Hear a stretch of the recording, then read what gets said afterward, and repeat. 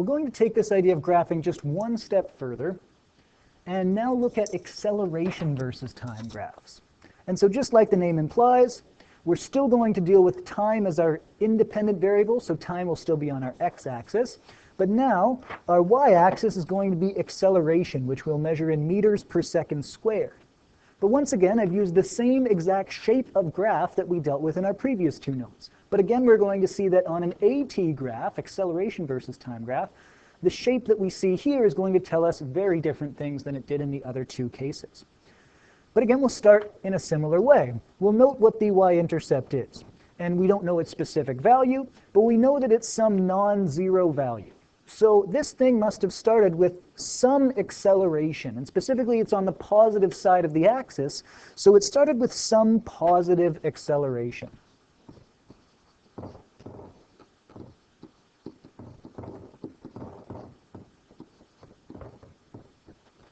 So it started with some positive acceleration, and then from there the line goes upwards. So whatever the original acceleration rate was, that seems to be increasing as time goes on in the first stage of the graph.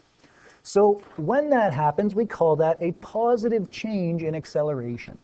And we'll explain what that means a little bit more so below, but for now just call it a positive change in acceleration. From there, the graph then flattens off for a little while. So if it's flat on an AT graph, that's telling you that the acceleration rate is not changing. So at this stage here, we're dealing with constant acceleration. For example, gravity is like that. It's something that causes things to accelerate at a constant rate. And then in the last stage, we see the line goes downwards from there. And so that's when your acceleration rate is decreasing. So you still might be speeding up, but the rate at which you are speeding up is decreasing as time goes on. And we call that a negative change in acceleration.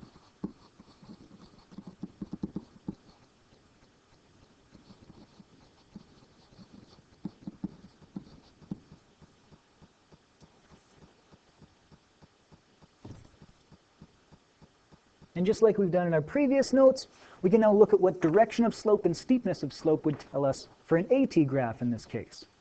So, of course, our slope could be positive or it could be negative. So if it's positive, we would call that a positive increase. That's what I used up above. And a good way to give an analogy to that is to think of that as like stepping on a gas pedal.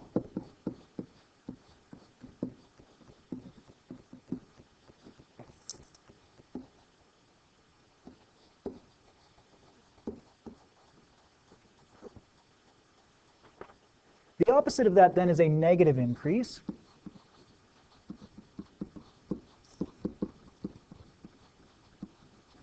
And that may seem like a very strange phrase, but again, if we think of a gas pedal analogy, it can be helpful to understanding this. So that's kind of like letting off or easing off of the gas pedal.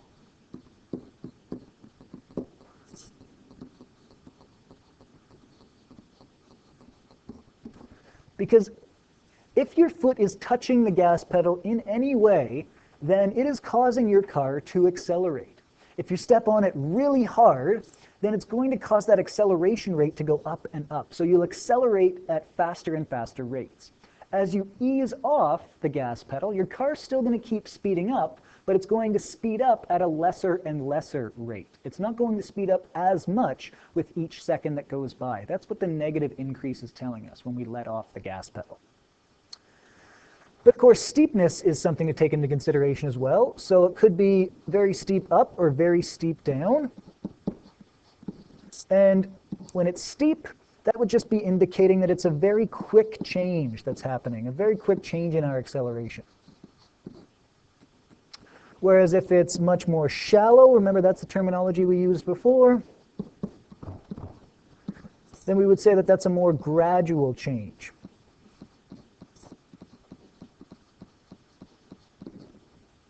steep slope would indicate that you are stepping on the gas pedal or letting off of it very quickly with your foot. Otherwise, you're stepping on the gas pedal slowly or easing off of it very slowly for a more gradual change. That's what the steepness is telling us in this case. For the question just below, I want you to think a little bit about that, and we'll discuss it in class. So, does the direction of the slope on an AT graph actually represent the direction of motion? So if you know the direction of the slope, does that tell you what direction the object is moving in? I want you to think about that and think about the specific example that I'm giving you there in the hint, and we'll take that up in class. And now one final time, we'll do some slope analysis to actually see what the slope is telling us. So slope, of course, once again, is rise over run, which is our change in our y variable divided by our change in our x variable. In our case, then, that would be some change in acceleration divided by some amount of time that goes by. And in this case, we don't actually already know a specific name for a variable that we'd get when we take a change in acceleration and divide it by time. But there is actually a technical word for it. It's something we're not going to use a lot in this course. In fact, we won't really use it at all beyond this note, but it's just something that I throw out there because it's got a bit of a funny name. It's called the jerk.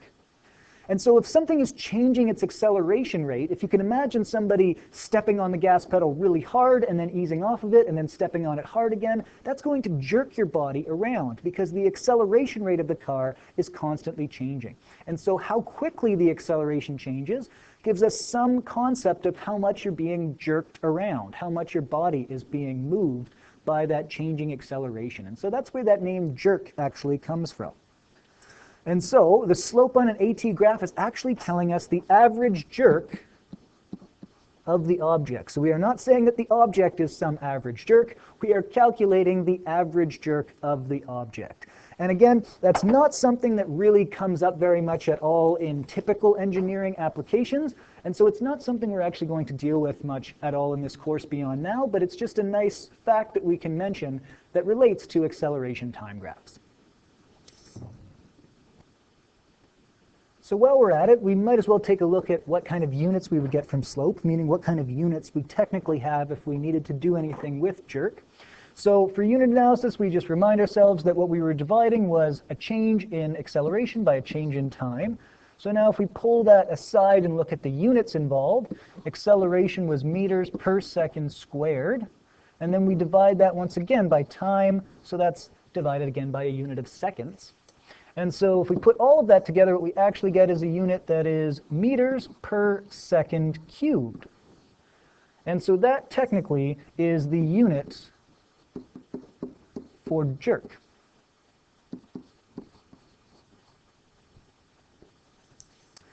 Now to finish off and summarize everything we've seen, if the slope on an AT graph is totally horizontal, in other words, the slope value is 0, that means the acceleration rate is not changing. So the word that we use for that, we could say uniform acceleration, or in simpler language, we could just say constant acceleration, which, as I mentioned before, gravity is a good example of constant acceleration. From there, we could talk about what about if there is some slope that's not 0, but it's still producing a straight line. So the slope is a constant value of some sort. Well, that means the object is changing its acceleration, but it's changing it at a nice steady pace. It's changing it the same amount each second that goes by. And so we call that a constant change in acceleration. So careful there, it's not a constant acceleration, but it's a constant change in acceleration.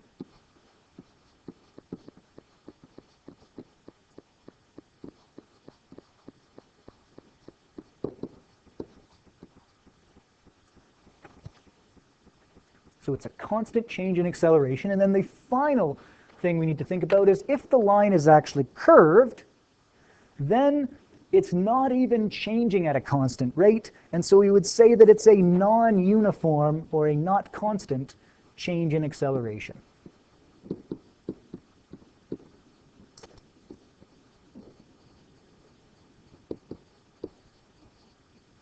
And those kinds of situations are very complex. We're not going to deal with anything quite that complex in this course, but I just introduce it to you as a way to show you that it is something that is possible on an actual motion graph of some real-life object.